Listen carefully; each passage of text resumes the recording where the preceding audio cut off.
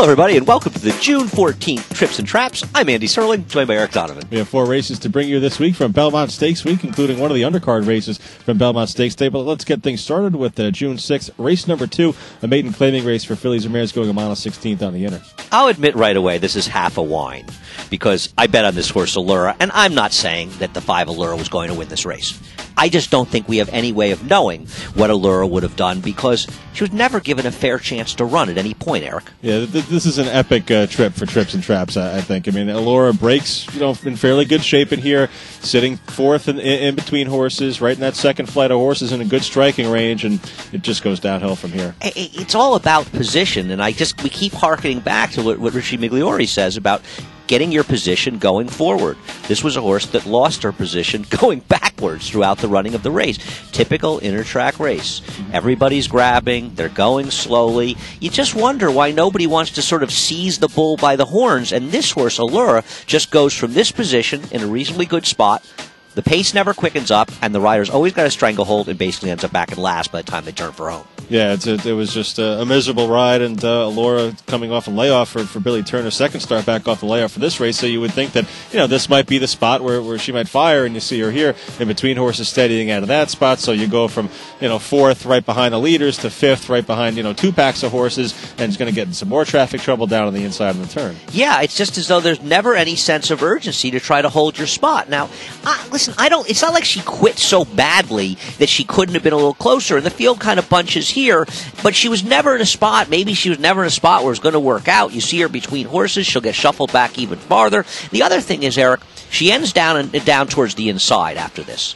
Now, in watching her first race, it seemed apparent that she was not happy down on the inside. When she got herself outside of horses into the clear late in the race, it's when she started to pick up some ground. Aren't you supposed to watch these races and be aware and think, what kind of position does my horse want to be in? And it feels like there was never any sort of thought given to what can I do to give myself the best chance. Maybe she had no chance. Maybe she's just not very good. But she certainly didn't show it here, and I'm inclined to give her one more chance. I'm inclined to also. You can admit that it's a little bit of a wide on your part, but I don't think so at all in this scenario. I think this was just a terrible a terrible thing that happened from the start to the finish here on this horse that really had absolutely no chance. Yeah, horses need to keep their position, as Richie said, going forward. And we'll see if that can happen next time, and perhaps it'll produce a better finish at what should be a pretty good price. All right, we'll move on to race 6 from June 6th. This is a maiden special weight for New York bred fillies and mares going 7 furlongs on the turf. Interested in a first-time starter here who breaks from the rail, Nishava for trainer John Saltzman. Yeah, I thought Nishava ran okay in this race and was very, very green. Took no money. I like the ride that Rosie Napravnik gave this horse. She's very calm, and I think it comes through on the horse. The horse breaks slowly. She's in the back of the pack, but she's not rushing, but she's getting position going forward. So it's not as though she's just being completely passive. The horse will steady. I don't think it's Rosie's fault, and I think ultimately she's very green down the stretch. Yeah, I would agree with you here. And the field's pretty well bunched up on the early stages of the race here. It seemed like a pace that was on the softer side, and she's just going to get stuck with a trip from the back of the pack and to the outside here. You see her steady right in there, and going to try to go wide after this, and you just don't have much of a shot to go wide and make a big run in a pace that's on the softer side, and having broken a little bit slowly and making a little bit of a wide run in here, plus the greenness in the stretch, which will be pretty clear too. I like that Rosie got her off the rail in the backstretch. She ended up getting a little skunked because of it. Lost about a length, but she never panicked. She just steadied back a little bit, kept running, and I think the horse looks like she has a little bit of run here. She does a good job, I thought, of saving ground on the turn. She'll angle out in the stretch, did everything right, and the horse is lugging in a little bit, and it just seemed to be a little apprehensive and green. But all in all, considering the greenness, considering the trouble, braking slowly, all those things, thought this was a first that ran a perfectly respectable race. Yeah, it was indeed, and you still see a little bit of greenness here. She tries to get in one more time through the stretch here, and finishes up okay. It probably just needs the race, and John Saltzman, not really a guy that we see send a whole lot of turf horses up here. We've seen him send a lot of 2-year-olds up here, but this a 4-year-old, I believe, so just kind of an odd horse for him, and she's a New York bred, so you're going to definitely see her up here again. Yeah, absolutely, and I think that Nishava is a horse that will run much, much better the next time she runs. She'll be much more professional with this race under her belt. Well, fast forward to Thursday now and take a look at a couple of first-time starters from the Christophe Clement barn going in a maiden 65 for 3-year-old fillies on 7 on the turf. Yeah, the one that's probably more likely to be productive is the one on the outside of these two, the 4 Rainforest. The 2 Mayakoba, I'll be interested if this horse comes back. She comes back relatively soon, or if there's an equipment change, because I thought Julian Leparoux was basically stopped riding her in the stretch like there was something happened with this horse. Rainforest has a little bit of trouble. You'll see her steady a little bit farther in the race, gets a little bit squeezed off coming in the stretch, and puts in a huge run on the rail. Does put in a big run. They're still pretty close to each other right here, but you see right now Rainforest starting to steady a little bit and is going to kind of come out of that spot right there, and Mayakoba is going to advance a little bit on the inside in here, and you see right there the steady number 4 Rainforest to lose some position. Yeah, and you see continuing Mayakoba on the inside, but Rainforest steadies back right there. I mean, you think these two horses were basically together, now they're about 3 legs apart, so clearly something happened there, and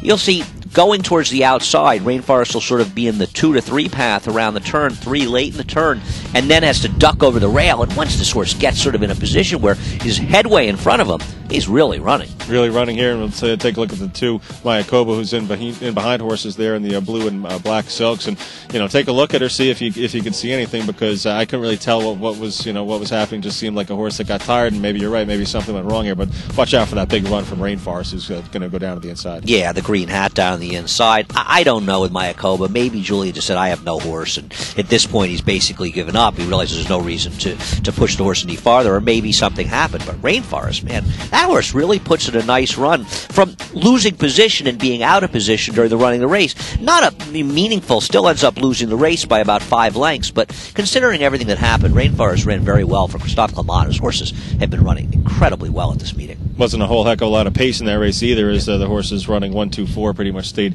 in front throughout the most of the running of the race. One more race to bring you here on Trips and Traps. We'll head fast forward to Saturday's Woody Stephens and take a look at Hardin Wildcat. I think everyone thought about this race, that the Woody Stephens, that there was going to be a lot of pace in here and it would set up for a horse to come from off the pace. Well, that really didn't happen, A, and B, Hardin Wildcat has some traffic troubles to deal with. Yeah, first of all, as you said, you've got, listen, and no knock on Trinity Bird. Trinity Bird may well be the best. Better than I thought he was. Yes, I agree. I didn't give him a lot of credit going this race, and I was dead wrong. Regardless of the way the race was run, he ran very well, and he consistently runs well when he's in the right spots. Having said that, Hardin Wildcat finished second to him in the Bayshore.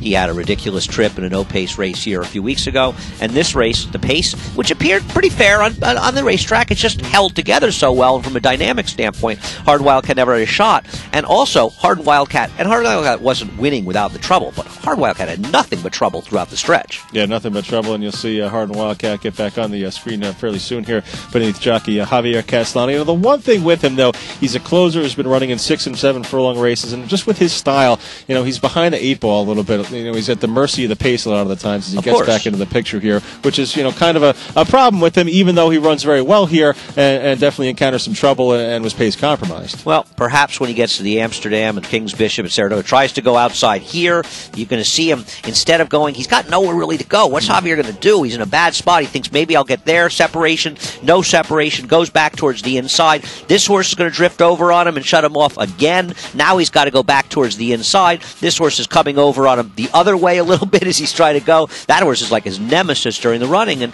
Hardin Wildcat's still putting in a close. So he had the trouble. He had a race that held together. Nobody else made up any ground. To me, this is a horse that ran against the grain of the race, and he's going to have his day. I am sticking with him, and maybe the King's Bishop will be the day he gets his revenge on all the horses in here.